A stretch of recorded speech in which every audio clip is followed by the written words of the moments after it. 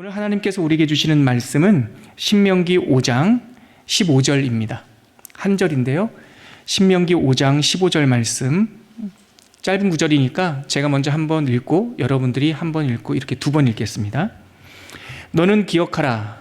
내가 애굽 땅에서 종이 되었더니 내 하나님 여호와가 강한 손과 편팔로 거기서 너를 인도하여 내었나니 그러므로 내 하나님 여호와가 내게 명령하여 안식일을 지키라 하느니라. 함께 읽겠습니다. 시작. 너는 기억하라. 내가 애굽 땅에서 종이 되었더니 내 하나님 여호와가 강한 손과 편팔로 거기서 너를 인도하여 내었나니 그러므로 내 하나님 여호와가 내게 명령하여 안식일을 지키라 하느니라. 아멘. 내일부터 다음 주 수요일까지 읽을 본문은 우리 민수기 후반부 26장부터, 민수기는 36장까지 있거든요. 그래서 26장부터 돌아오는 주일까지 36장을 다 읽고 다음 주 월요일 그리고 다음 주 화요일, 월요일 날은 신명기 1장 2장, 화요일 날은 신명기 3장 4장. 참 다음 주 수요일 날은 3.1절인데요. 3.1절은 휴일이어서 우리가 개별 통독. 그래서 내일부터 민수기 26장에서 민수기를 마무리하고 다음 주 화요일까지 신명기 4장까지 읽는 그런 일정입니다. 지난주에 우리 양에바 전도사님께서 민수기 25장까지는 잘 설명해 주셨고, 제가 그 뒷부분 민수기 후반부에 있는 26장부터 36장까지 그리고 이어서 읽을 신명기 1, 2, 3, 4장을 잠깐 여러분들에게 한번 개요를 설명드리고자 합니다. 먼저 여러분 민수기의 개요를 구체적으로 보기 전에 복습을 한번 해야겠죠. 지난주 에바 전사님도 잘 풀어주셨듯이 민수기도 1부, 2부, 3부로 나눌 수 있다. 시간 좀 기억나시죠? 몇 장 이거는 사실 안 하셔도 돼요. 그러나 이야기 토막, 단락은 아셔야 돼요. 민수기 제1부는 민수기는 시내산, 다른 말로 호렙산에서 만 1년이 되자 이스라엘 백성들이 구름기둥과 불기둥을 앞세우고 성막을 들고 하나님께서 약속하신 땅 가데스 바네아로 가는 거죠. 가데스라고 하는 말은 성소라고 하는 뜻이 있어요. 그게 코데시, 홀리라는 뜻인데 그게 거룩한 성지라는 뜻으로도 되지만 그 시대 때 성지라고 말하는 곳은 유목민들에게 성지가 가데스가 뭐를 지칭한 거였냐면 오아시스를 말하는 거였어요. 그래서 가데스 그러면은 오아시스예요. 성경에 읽다 보면 가데스라는 말이 많이 나와요. 이스라엘의 북쪽 헐몬산 밑에도 가데스라고 하는 지명이 나오는데 거기도 오아시스예요. 바네아라고 하는 말은 바네아 땅이에요. 그러니까 가데스 바네아라는 말은 가데스 지역에 있는 오아시스. 그게 이스라엘의 남쪽 관문이었는데 시내산, 다른 말로 호렙산을 떠나 그 11일 만에 가데스 바네아에 도착하는 게 제1부. 도착해서 정탐을 했죠. 40일 동안. 그런데 하나님께서 보고 온 거 그냥 보이는 대로 말하라 했는데 12명 중에 10명이 악평을 했어요. 우리가 저기 들어가면 죽을 것 같다. 하나님께서 그들의 불신앙을 그 마음을 고쳐야겠다 싶어서 그들에게 광야 생활에서 한 세대를 보내기로 작정하세요. 그래서 38년을 방황을 해요. 우리 근데 성경을 보면 또 어떤 설교해 주시는 분들을 보면 광야 40년 이런 말씀 많이 들었죠. 성경에도 그런 표현이 나와 있어요. 40일을 12명이 정탐했는데 하루를 1년으로 쳐서 40년을 1세대 광야 생활을 해야겠다라고 하나님께서 결정하셨는데 우리가 이 수요 강좌 말씀을 듣다 보면은 어떨 때는 38년, 어떨 때는 40년, 어떨 때는 민수기는 39년에 대한 이야기입니다. 이렇게 한두 년이 1, 2년이 왔다 갔다 하죠. 그게 헷갈려서 그런 게 아니라요. 전체는 40년이에요. 홍해를 건너와서 첫 유월절에서 가나안 땅에 입성하는 거는 토탈 40년이에요. 근데 1년을 어디서 보냈습니까? 시내산 아래에서 보냈죠. 범죄하기 전에, 실패하기 전에. 그러니까 그 1년 빼면 민수기는 39년이에요. 근데 왜 38년 광야 생활이라고 말하나? 마지막 1년, 11개월은 가데스에서 다시 모압 평지로 들어가는 여정이거든요. 그러니까 앞에 1년, 뒤에 1년 빼면 광야 생활은 토탈, 그러니까 1세대 광야 생활은 토탈 38년. 앞에 거 뒤에 거를 붙이면 전체 40년. 앞에 거 빼고 가데스 바네아의 실패만 따지자면 2세대가 입성하는 걸 따지자면 39년. 어렵지 않죠? 앞에 1년이 있어서 그래요. 그래서 제1부는 시내산에서 가데스 바네아까지 1부, 2부는 가데스 바네아에서 실패하고 그 광야에서 뺑글 돌다가 38년이 지나 1세대는 다 생을 마무리하고 2세대가 다시 그 가데스 바네아에 딱 집결한 거예요. 자, 이제 우리가 1세대 어르신들은 다 하나님 부름을 받았고 이제 우리 2세대가, 그때 리더가 누구였냐면, 물론 모세는 살아 있었어요. 여호수아와 갈렙이 그 1세대 중에 살아있는 리더였어요. 우리가 언약하신 대로 우리가 그 언약의 땅 가나안으로 갑시다 해서 제3부가 가데스에서 제2세대가 가나안 땅 모압 평지, 가나안 땅이 바라보이는 모압 평지까지 쭉 행진하는 게 제3부예요. 그러니까 여러분 장은 뭐 나눠드린 유인물이나 보시면 알겠어요. 그러니까 1부 때는 민수기 1부 때는 누가 주된 백성이냐면 1세대, 출애굽 1세대죠. 가데스 바네아에서 가데스 바네아로 38년 동안 방황하는 민수기 제2부는 1세대에서 2세대로 바뀌는 거예요. 구성원이. 1세대는 시간을 끝내고 2세대들이 태어나는. 자, 민수기 3부 가데스 바네아에서 모압 평지까지 가는 거는 주인공들이 누굽니까? 그때는 2세대예요. 내일부터 읽게 될 26장은 이 3부 이야기예요. 3부는요. 20장부터 36장 끝까지를 3부인데 그 중에서 내일은요. 그 3부에 있는 26장, 즉 두 번째 제2세대가 인구조사예요. 1장에서도 인구조사했거든요. 그때는 1세대예요. 그때 여러분들 숫자 같은 거 모르셔도 되는데 제가 적어왔으니까 제가 읽어드릴게요. 60만 3,550명이었어요. 1세대 때. 그리고 나서 38년 동안 방황하고 2세대가 딱 남았는데 그때 2세대 숫자는 60만 1,730명이에요. 거의 똑같아요. 지난주에 양미아 전사님이 그렇게 고생하고 어떤 사람들은 1세대가 저주를 받은 것처럼, 실패한 사람들처럼, 뭐 어떤 책에는 그런 말도 있다고 하더군요. 뭐 광야에서 먹다 죽은 백성. 그렇게 여러분 성경을 좁게 보면 안 됩니다. 실패한 거 아니에요. 여러분 광야에서 살든 가나안 땅에 살든 우리의 인생은 다 가치가 있는 거예요. 보니까 1세대, 2세대 똑같아요. 그런데 거의 비슷해요. 그런데 눈에 띄게 변화가 있는 민족이 지파가 하나가 있어요. 시므온 지파. 시므온 지파는요, 제가 적어왔으니까요. 저도 보고하는 거니까 여러분 놀랄 것도 없어요. 1차 조사 때 59,300명이었어요. 시므온 지파가. 근데 2차 조사 때 2세대 조사 때 22,200명이에요. 그러면 얼마가 줄었나? 37,100명이 줄은 거예요. 그러니까 3분의 2가 줄었어요. 왜 그럴까요?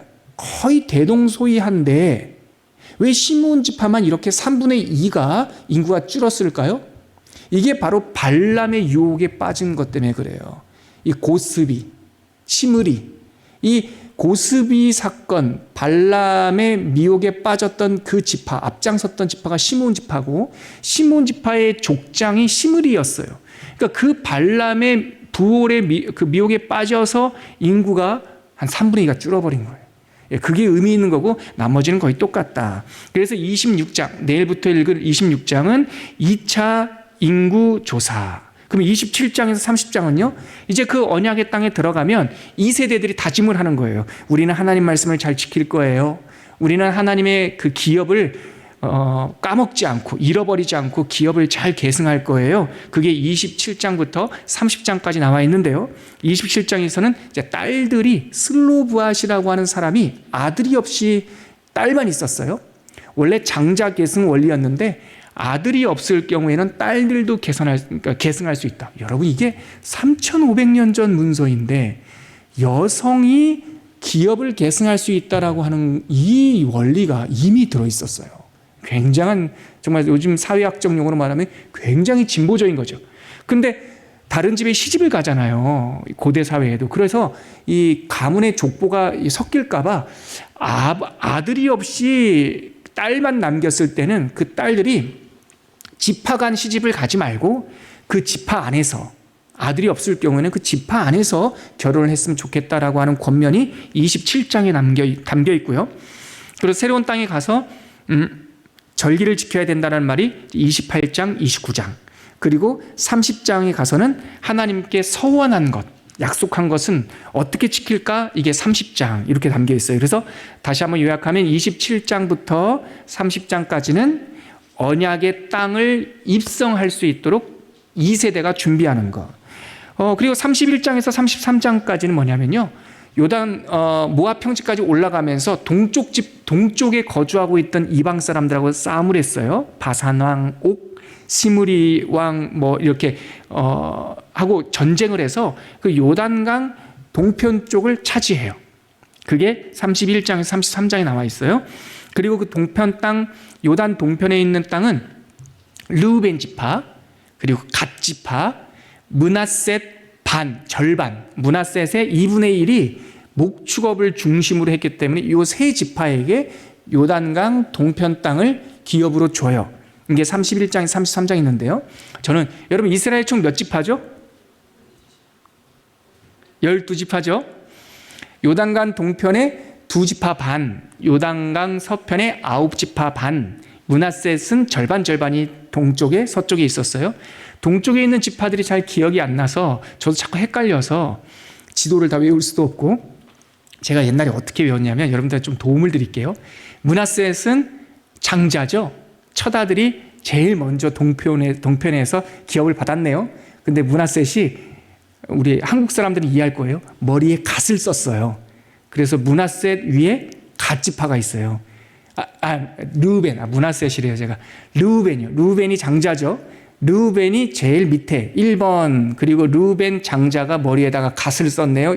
갓 지파 2번, 그리고 그 위에 므낫셋 반 지파. 이렇게 동쪽으로 르우벤, 갓, 므낫셋 반, 이렇게 생각하시면 성경 읽을 때 어렵지 않으실 것 같아요. 자, 그리고 나서 이 구절 한번 읽어볼까요? 동쪽 땅에 두 지파 반이 땅을 받은 거요. 32장, 민수기 32장 33절을 보면 자막 한번 보여주세요. 우리 자막 보면서 같이 읽어볼까요? 시작.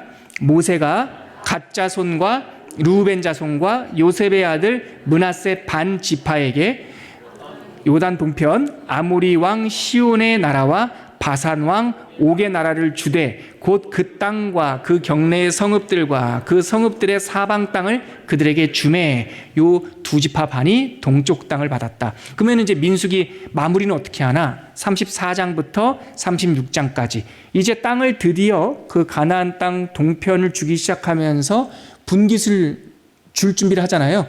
그래서 이 34에서 36장까지는 가나안 땅의 경계, 요즘으로 말하면 국경선이라고 하면 여러분들이 더 쉽게 이해할 텐데, 고대 사회에는 초소를 세워놓고 군인들이 지키는 국경선이 따로 없었으니까 이 서쪽은 지중해, 성경에는 대해, 큰 바다라고 나와 있어요. 서쪽은 지중해로 하자. 동쪽은 저쪽 르우벤 지파, 갓 지파 그 끝쪽으로 하자. 북쪽은 뭐 하맛 어귀 거기까지 하자. 남쪽은 가데스 바네아 위에 있는 그쪽으로 하자. 대략 경계를 지어주는데요. 그거 다 알 필요 없고요. 아무튼 34장에는 가나안 땅, 약속의 땅의 경계를 알려주시고요. 그 다음에는 레위 지파가 땅을 못 받잖아요. 그래서 레위 지파에게 각 성읍 48개를 주겠다. 그런 내용이 35장에 나와 있고요.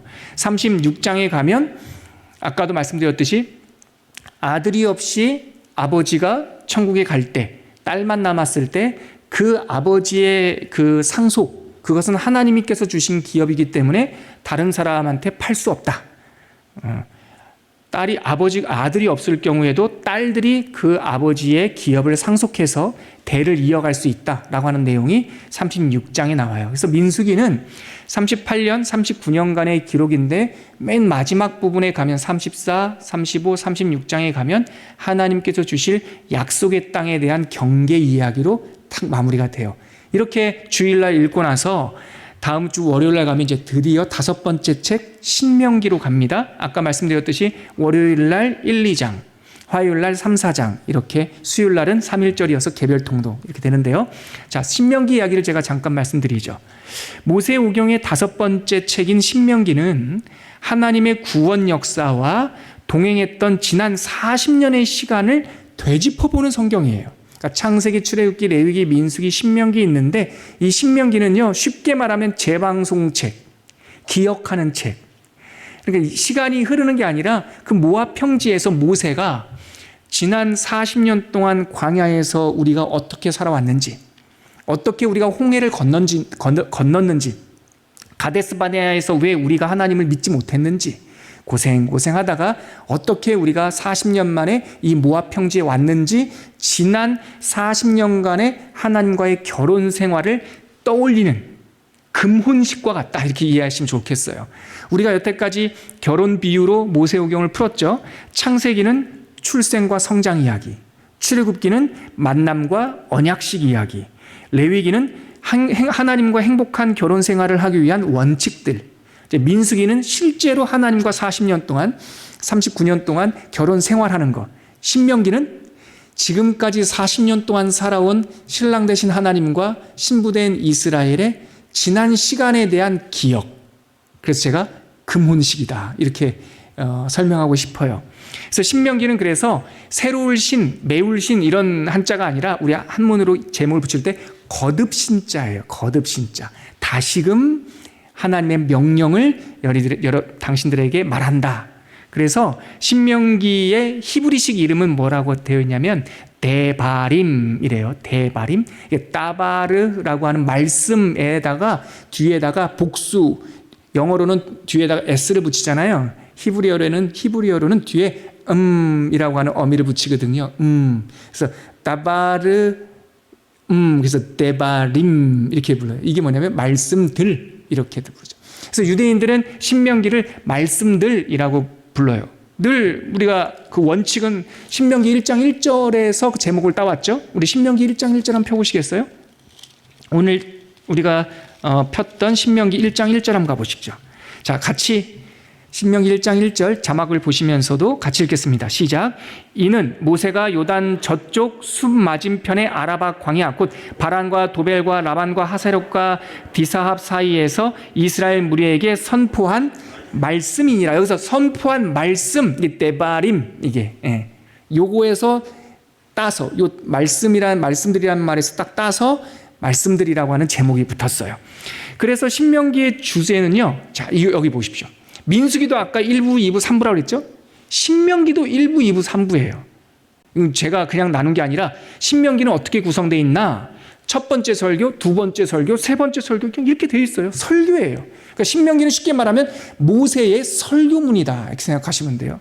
첫 번째 설교는요. 여러분들에게 제가 참고하시라고 오늘 수요 강좌 현장에 나오신 분들한테 이런 종이 하나 드렸죠. 신명기를 읽을 때 통독할 때 도움이 되는 13구절이에요. 그중에 앞부분에 있는 첫 번째 설교를 시작하는 구절 1장 1절, 신명기의 두 번째 설교를 시작하는 구절 4장 44절, 신명기 세 번째 설교를 시작하는 구절 27장 1절이에요. 우리 요거 한번 찾아볼까요? 성경에서. 먼저 신명기 방금 1장 1절 읽었죠? 이것은 어디에서 모세가 전한 하나님의 말씀이니라 하고 첫 번째 설교가 시작되는 거예요. 그래서 4장 33절까지 그게 첫 번째 설교예요. 두 번째 찾아보죠. 4장 44절. 4장 44절 성경 한번 거기 밑줄을 쳐보세요, 여러분. 저랑 함께. 자, 찾으셨으면 신명기 4장 44절 읽겠습니다. 시작. 모세가 자손에게 선포한 율법은 이러하니라. 근데 이게 서론이 이 말을 딱 하면서 두 번째 설교가 시작되는 거예요. 언제까지? 26장까지. 그러니까 두 번째 설교가 제일 길어요. 세 번째 설교가 27장 1절. 신명기 27장 1절.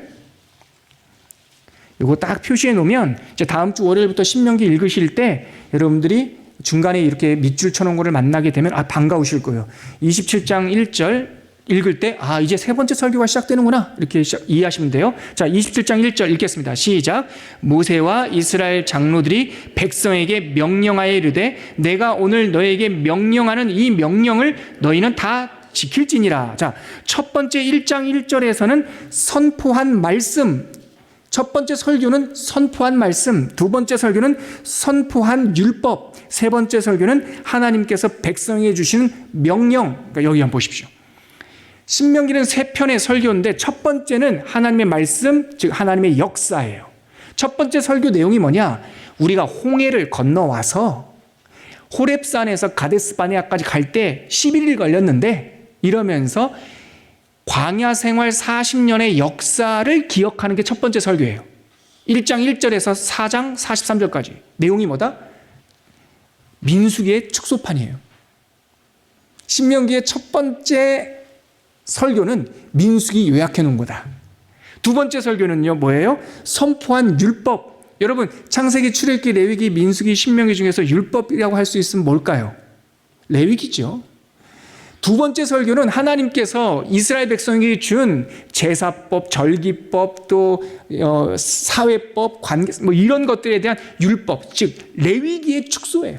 두 번째 설교는 여러 레위기 말씀들이 신명기 4장, 5장 읽다 보면 이거 어디서 많이 봤던 건데, 예, 레위기에서 봤던 거예요. 그게 반복이 돼요.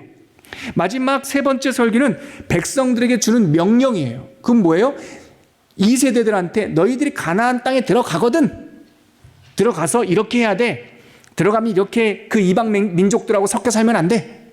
이방 민족이 우상을 섬기자고 했다고 거기 빠져들면 안 돼. 그러니까 명령이에요. 나중 명령. 그러니까 다시 들어보십시오. 설교 3편이라고 그랬죠? 첫 번째 설교는 지나왔던 역사니까 과거 이야기죠. 두 번째 설교는 하나님의 율법이니까 율법은 옛날에 주셨지만 지금도 유효하죠. 오늘 우리가 갖고 있는 하나님의 말씀이에요. 율법. 세 번째 설교는 그 땅에 들어가거든 이렇게 해라. 무슨 내용이에요? 미래 얘기예요. 그러니까 신명기는 3편의 설교인데 과거, 역사 이야기, 현재 우리가 받은 율법 이야기, 앞으로 약속의 땅에 들어가면 이런 일이 있을 텐데 너희들 이거 조심해 라고 하는 미래 이야기. 신명기는 이렇게 세 가지로 탁 나눌 수가 있어요. 그중에 다음 주에 월화 이틀 동안 읽을 말씀은 1장, 2장, 3장, 4장인데 딱 뭡니까? 첫 번째 설교예요. 다음 주 월화에 읽을 신명기 내용은 첫 번째 설교. 대답 한번 반응해 보시겠어요? 기억해 보시겠어요? 첫 번째 설교는 뭐에 대한 이야기라고요? 지금까지 살아온 40년, 39년 광야 생활 이야기. 그러니까 다음 주 월화 신명기 1장부터 4장까지 읽다 보면 민수기에서 읽었던 내용들, 옛날 이야기가 쭉 나올 거예요. 자, 그래서 첫 번째 설교, 지금까지 하나님이 행하신 일, 과거 이야기죠. 1장에서 3장까지는 지난 여정, 쭉 살아왔던 여정을 요약하고요. 호렙산에서 우리가 길을 떠나, 1장 1절에서 5절이에요. 가데스 바네아에 우리가 도착했지, 6절에서 46절. 정탐했고 실패했고 그런 내용이 나오고요. 그래서 우리는 38년 동안 이렇게 방황하다가 요단 동편으로 향했어. 2장 1절에서 3장 11절까지. 그때 우리가 그 모압 평지 요단 동편에 도착했지 하고 첫 번째 설교가 끝나요. 예. 그리고 나서 다음 주 화요일 날 읽을 4장은 뭐냐면 그때 우리들에게 주신 하나님의 말씀 중에 핵심 말씀을 4장에 아주 간략하게 요약을 해요. 구체적인 내용은 이제 5장서부터 율법 나올 때부터 더 자세히 나오고요. 아주 그 광야 여정에서 하나님께서 우리에게 주신 핵심 말씀, 그것이 4장에 나와요. 자, 이게 다음 주 화요일까지 전체 말씀이에요. 저는 이 말씀 위에서 여러분들에게 아까 읽었던 그 신명기 5장 15절 말씀을 통해 하나님의 메시지를 전하고 싶어요. 목사님, 다음 주 화요일까지는 4장 끝인데 오늘 목사님이 준비한 것은 5장 이야기인데요? 네. 사실 5장은 다음 주 수요일 날 읽었어야 해요. 3일절만 아니면. 근데 3일절이어서 개별 통독이어서 신명기 5장은 아마도 목요일 날 읽게 될 건데요. 하루 당겨서 제가 5장 15절을 여러분들과 나눌 하나님의 메시지로 갖고 온 이유는 신명기 5장 15절이야말로 신명기 전체를 꿰뚫는 금원이에요. 금원. 핵심만 골든 월드, 그러니까 하나님의 금쪽 같은 말씀이에요. 그게 뭐냐면 오늘 보면 다시 한번 읽어볼게요. 신명기 5장 15절 한번 다시 가볼까요? 그 하나님의 신명기를 꿰뚫는 금쪽 같은 말씀. 5장 15절 한 번 더 읽겠습니다. 준비되셨죠? 시작. 너는 기억하라. 내가 애굽 땅에서 종이 되었더니 내 하나님 여호와가 강한 손과 편팔로 거기서 너를 인도하여 내었나니 그러므로 내 하나님 여호와가 내게 명령하여 안식일을 지키라 하느니라. 이게 10계명 중에 있는 한 구절인데요. 여러분 기억해 보세요. 5장, 그러니까 4장 44절, 4장 끝부분에서 하나님의 율법이 시작됐다고 그랬, 두 번째 설교가 율법 이야기라고 그랬죠. 율법 이야기를 시작되면서 첫 번째 주제 내용이 뭐냐면 10계명이에요. 십계명을 딱 하고 나서 그 다음에 여러 가지 율법들이 신명기에서 반복돼요. 자, 이 중에 오늘 우리가 읽은 15절에서 금쪽 같은 말씀이라는 게 뭐냐면 너는 기억하라 라고 하는 이 말씀이에요. 여러분, 요즘 제가 해외 축구를 좀 재미있게 봐요. 저는 국내 축구도 잘 안 봤는데 그 손흥민 아시죠? 손흥민 선수가 영국에서 너무 잘한다고 그래가지고요, 제가 요즘 재미있게 보고 있습니다. 근데 요즘에 손흥민보다 김민재 선수라고 들어보셨어요? 우리나라 수비수인데 이탈리아에서 너무 잘해요. 그래서 어제도 그 밤에 새벽에 했다고 그래가지고 아침 예배랑 겹쳐가지고 제가 다 보지 못했는데 어제도 잘했다고 하는 기사가 있더라고요.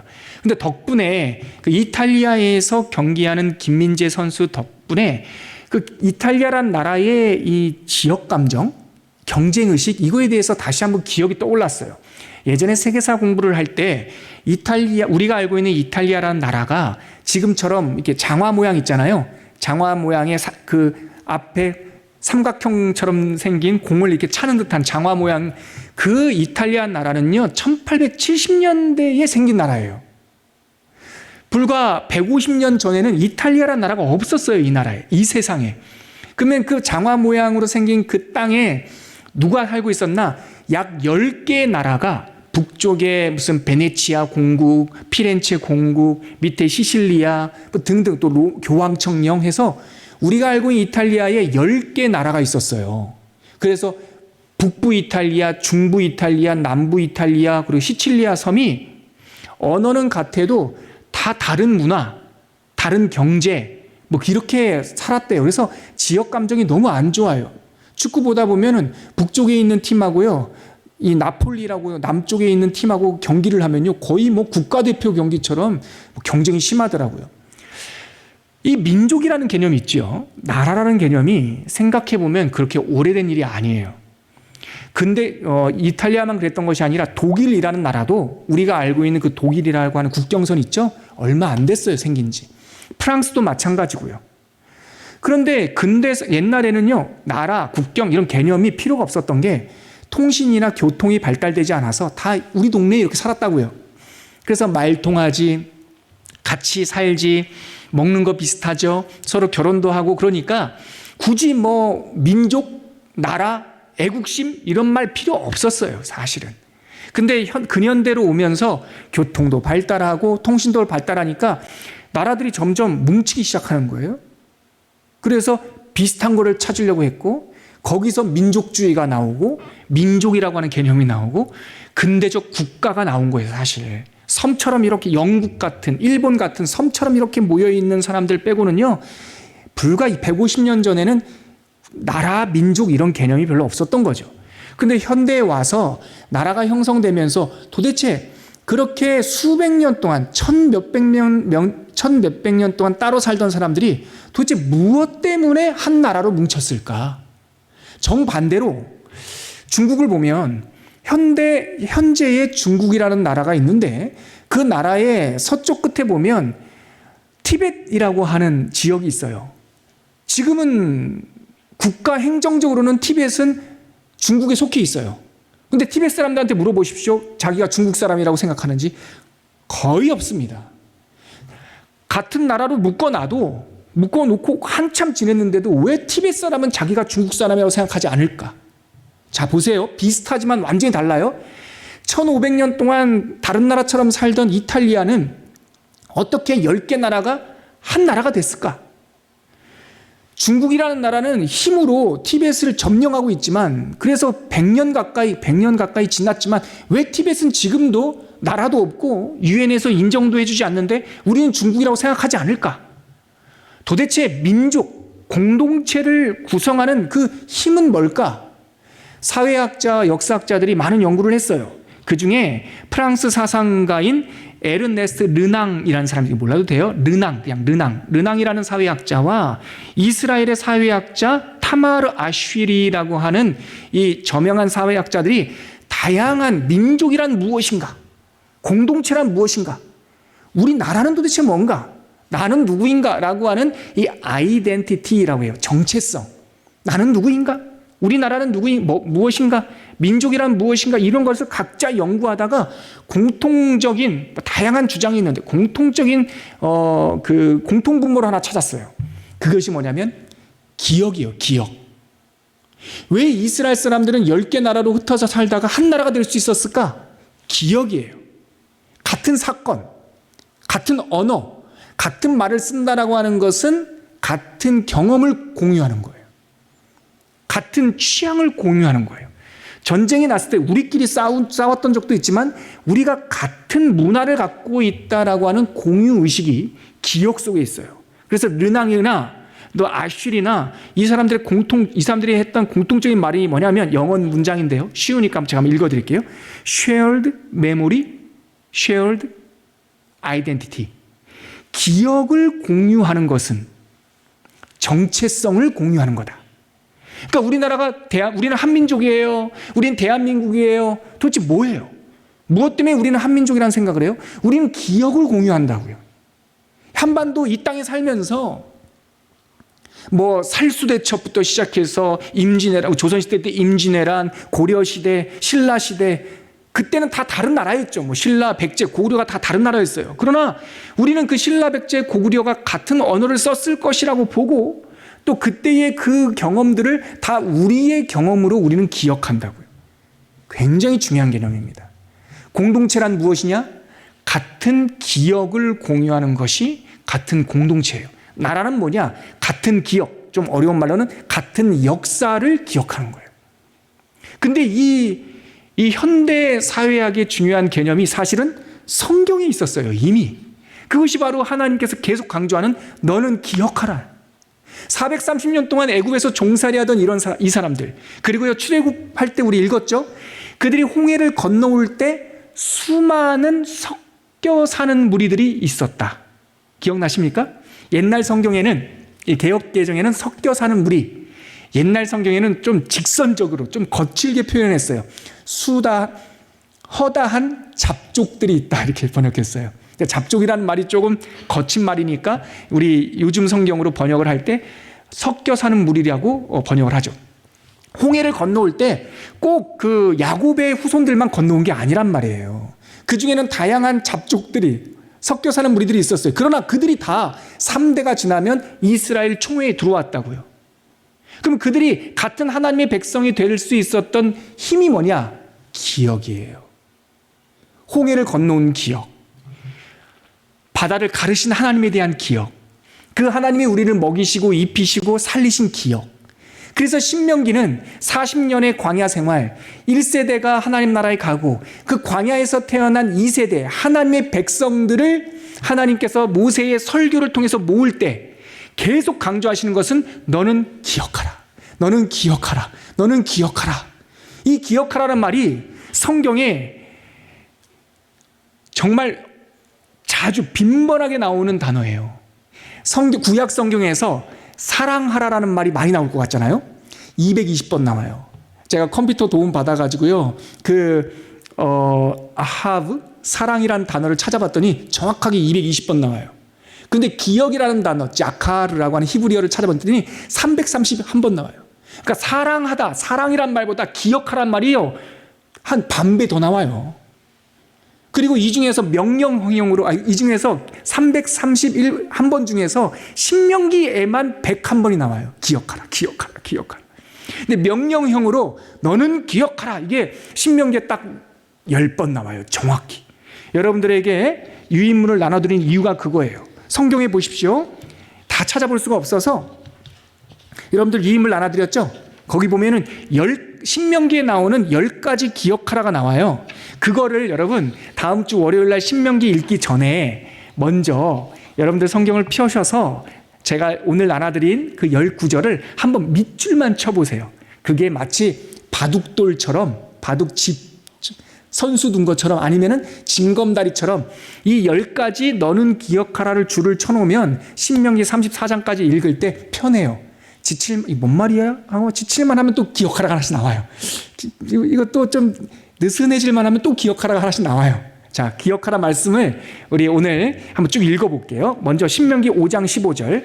오늘 우리가 읽었던 이 본문, 제가 금쪽 같은 말씀이다라고 말했던 오늘 읽은 그 말씀이 기억하라라고 하는 10개 명령 중에 1번 명령이에요. 그만큼 중요한 거예요. 같이 읽겠습니다. 그 유인물 보시고 자막 보시면서 시작.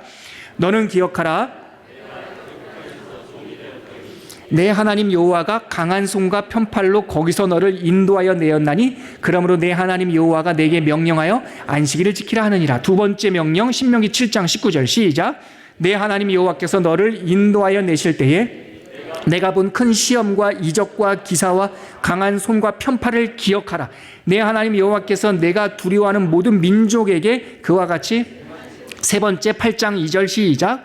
내 하나님 여호와께서 이 40년 동안에 내게 광야길을 걷게 하신 것을 기억하라. 이는 너를 낮추시며 너를 시험하사 내 마음이 어떠한지 그 명령을 지키는지 지키지 않는지 알려 함이라. 네 번째 8장 18절 시작. 내 하나님 여호와를 기억하라. 그가 내게 재물을 얻을 능력을 주셨습니다. 이같이 하시면 내 조상들에게 맹세하신 언약을 오늘과 같이 이루려 하심이라. 다섯 번째 9장 7절 시작. 너는 광야에서 내 하나님 여호와를 경노하게 하던 일을 잊지 말고 기억하라.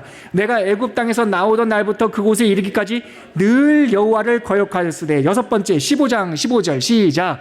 너는 애굽 땅에서 종되었던 것과 내 하나님 여호와께서 너를 속량하였음을 기억하라. 그것으로 말미암아 내가 오늘 이같이 내게 명령하노라. 일곱 번째 24장 18절 시작. 너는 애굽에서 종되었던 일과 내 하나님 여호와께서 너를 거기서 속량하신 것을 기억하라. 이러므로 내가 내게 이 일을 행하라 명령하노라. 여덟 번째 24장 22절 시작. 너는 애굽 땅에서 종되었던 것을 기억하라. 이러므로 내가 내게 이 일을 행하리라 명령하노라. 아홉 번째 신명기 25장 17절 시작. 너희는 애굽에서 나오던 길에 아말렉이 내게 행한 일을 기억하라. 마지막 열 번째 32장 7절 시작. 옛날을 기억하라. 역대의 연대를 생각하라. 내 아버지에게 물으라. 그가 내게 설명할 것이요 내 어른들에게 물으라. 그들이 내게 말하리로다. 신명기를 한마디로 말하면 기억하라. 기억하라. 기억하라. 핵심이 뭡니까? 너희들이 종되었던 것을 기억하라. 너희를 구원하신 하나님을 기억하라. 하나님께서 너희들에게 명령하는 명령을 기억하라. 이 세 개예요. 이 세 개를 다시금 거듭신 두 번째, 세 번째, 네 번째 말씀해 주시기 위하여 34장짜리 마지막 모세오경을 우리들에게 주신 거예요. 오늘 여러분 그 중에 아까 말씀드렸듯이 함께 읽었던 5장 15절 너는 기억하라. 이게 1번 기억이에요. 근데 이 1번 첫 번째 기억하라고 하는 명령에 10가지 기억하라는 내용이 다 담겨 있어요. 뭐를 기억하라고 말합니까? 첫째, 네가 애굽 땅에서 종되었던 것을 기억하라. 5장 15절이에요. 두 번째, 너희가 내 하나님 여호와가 강한 손과 편팔로 너를 인도하여 낸 것을 기억하라. 세 번째는 그러므로 내 하나님 여호와가 내게 명령하여 안식일을 지키라 말씀하신 것을 기억하라. 보세요. 첫 번째, 네가 애굽 땅에서 종되었던 것을 기억하라. 과거를 기억하라는 얘기예요. 하나님께서 강한 손과 편팔을 너를 인도하여 내었나니 지금 구원받은 것을 기억하라는 거예요. 셋째, 그러므로 너는 세상 사람들의 풍조대로 살지 말고 세상 사람들처럼 바쁘게 살지 말고 하나님을 믿으면서 멈출 수 있는 능력, 용기, 안식일을 지킬 수 있는 용기. 이 믿음 없으면 안식일 못 지키거든요. 그러니까 너희들의 삶의 방식, 앞으로 이렇게 살아야 된다라고 하는 10계명에 있는 안식일, 구원의 기쁨을 기억하라. 이 세 가지가 첫 번째 기억하라라고 하는 명령에 다 들어있는 것이죠. 이것은 성경에서 계속 반복되는 거예요. 대표적으로 여러분 에베소서 2장에 보면 제가 찾아왔는데요. 하나의 마음을 읽을 수 있어요. 에베소서 2장 1절 한번 자막 띄워줘 보실래요? 똑같은 구도예요. 제가 읽어드릴게요. 그는 예수는 허물과 죄로 죽었던 너희를 살리셨다. 구원받았다는 거죠? 우리를 구원했는데. 자, 2절 볼게요. 에베소 2장 2절. 그때에, 옛날을 말하는 거죠. 그때에 너희는 그 가운데 허물과 죄 가운데 행하여 이 세상 풍조를 따르고 공중의 권세 잡은 자를 따랐으니 곧 지금 불순종의 아들들 가운데서 역사하는 영이라. 3절. 전에는 우리도 다 그 가운데서 우리 육체의 욕심을 따라 지내며 육체와 마음에 원하는 것을 하여 다른 이들과 같이 본질상 진노의 자녀이었더니. 에베소서 2장 1, 2, 3절을 보면은 그때는, 전에는, 과거에 우리가 그랬단 얘기예요. 신명기 5장 15절에 있는 말씀처럼 너는 기억하라. 네가 애굽 땅에서 종되었더니. 과거 이야기예요. 그런데 그 다음에 구원하셨잖아요. 자, 2장 13절 보세요. 에베소서 2장 13절. 에베소서 2장 13절. 자, 같이 한번 읽을까요? 자막 보시면서 시작. 이제는 전에 멀리 있던 너희가 그리스도 안에서 그리스도의 피로 가까워졌느니라. 전에는 불순종의 영의 불순종의 본질상 진노의 자녀이더니 이젠 그리스도로 인하여 이제는 하나님과 가까운 자가 되었고, 맨 마지막에 뭐예요? 그러므로가 나와야겠죠. 안식일을 지켜라. 아까 5장 15절에 있었던 것처럼 여기도 그러므로가 나와요. 9장 19절 한번 보세요. 에베소서 9장 19절 자막 한번 띄워주세요. 에베소서 9장 19절. 에베소서 9장 19절. 2장 19절. 죄송해요. 에베소서는 9장이 없죠. 제가 지금 시간이 받쳐서 빠르게 하느라고. 여러분들 시간 좀 확보해 드리려고요. 자, 2장 19절. 방송실 죄송해요. 자, 나왔습니다. 같이 읽을까요? 시작. 그러므로 이제부터 너희는 외인도 아니요 나그네도 아니요 오직 성도들과 동일한 시민이요 하나님의 권속이라. 그러므로 이제는이라고 하는 것은 앞으로 미래. 전에는 우리가 이랬다. 이제는 우리가 구원받았다. 그러므로 너희는 이렇게 살아라. 딱 이 구도가 신명기적 구도라고 하는 거예요. 너는 기억하라. 과거에 애굽에서 종되었더니 너는 기억하라. 너희들을 그 애굽 땅에서 구원하여 내셨나니 너는 기억하라. 그러므로 하나님을 믿는 안식일을 지켜라. 하나님의 믿음대로 살아라. 이것이 바로 신명기가 우리에게 주는 말씀이에요. 여러분, 말씀을 마무리할게요. 오늘 꽤 민수기부터 신명기까지 전반적인 내용을 제가 빠르게 한번 설명했어요. 오늘 설교 제목 기억나십니까? 내가 기억하는 것이 나다. 신명기 안에는 아주 기가 막힌 메시지가 있습니다. 여러분, 나는 누구입니까? 우리 교회는 어떤 공동체입니까? 우리 나라는 어떤 나라입니까? 내가 나일 수 있는 것은요, 여러 사회학자들과 또한 성경의 지혜를 통해 말씀드리자면 나는 내가 기억하는 것이 나예요. 내 마음속에 하나님의 은혜를 기억하면 은혜의 사람일 것이요, 내 마음속에 과거에 상처받고 안 되고 속상한 것만 기억하면 나는 세상 사람과 똑같은 사람이에요. 우리는 교회를 다니고 있지만 내 속에 뭐가 담겨 있느냐는 거예요. 여기서 예배 드리고 있지만 세상에 나가면 하나님 은혜 얘기 1시간 동안 하고 나서 맨 끝에 가서 그런데 세상은 그렇지 않아. 입에는 하나님 말씀을 담았는데 내 기억과 내 마음에는 세상법을 담고 있으면 그 사람은 크리스찬이 아니에요. 나는 누구입니까? 내가 기억하는 것이 나예요. 그래서 하나님께서는 계속 우리들에게 여호와를 기억하라. 하나님의 말씀을 기억하라. 그것을 담고 있으라고 해요. 가슴에 새겨라. 오죽하면 이마에 붙여라. 손목에 매라. 그래서 그 말씀을 너의 심장에 새기라고 말씀을 하는 거죠. 신명기를 읽으면서 우리가 염두에 둘 것은 그거예요. 내가 기억하는 것이 나다. 나는 하나님을 기억합니다. 하나님의 은혜를 기억합니다. 하나님의 말씀을 기억합니다. 그러면 빛이 들어오면 어두움은 물러가고 해요. 여러분, 고생 안 한 사람 누가 있겠어요? 아니, 우리 아버지 세대 때 고생 안 하신 분 누가 있어요? 근데 아버지 세대 때, 할머니 세대 때 그렇게 고생했는데 왜 우리 권사님들 얼굴에 빛이 납니까? 왜 우리 믿음 좋은 장로님, 우리 집사님들 얼굴에 희망과 웃음이 있습니까? 우리는 고생한 걸 기억 안 해. 우리 마음에 있는 거는 하나님 말씀을 기억해요. 그러니까 어둠이 확 물러가는 거죠. 신명기 축복이 바로 그것입니다. 그러므로 너희는 이제 더 이상 외인도 아니요 나그네도 아니요 하나님의 권속이라. 그 말씀을 기억하고 신명기의 축복을 누리고 사는 우리 모두가 됐으면 좋겠습니다. 우리 하나님 말씀 찬양 한 곡 하고 우리 하나님께 올려드리고 오늘 이 시간 마무리했으면 좋겠습니다. 시간을 좀 많이 확보해 드리려고 했는데 못했네요. 우리 같이 찬양하겠습니다. 주가 보이신 생명의 길. 주가 보이신 생명의 길 나 주님과 함께 상한 마음 들이며 주님 앞에 나가리. 나의 의로움이 되신 주 그 이름 예수. 나의 길이 되신 이름 예수. 나의 길 오직 그가 하시나니. 나를 단련하시니 달려나신 후에 내가 정금같이 나오리. 한 번 더 찬양하겠습니다. 주가 보이신 생명의 길 나 주님과 함께 상한 마음을 들이며 주님 앞에 나가리.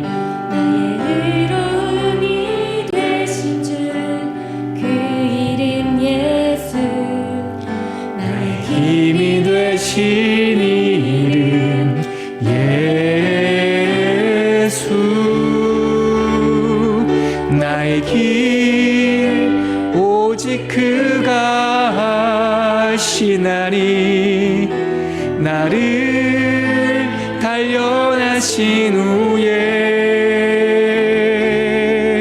내가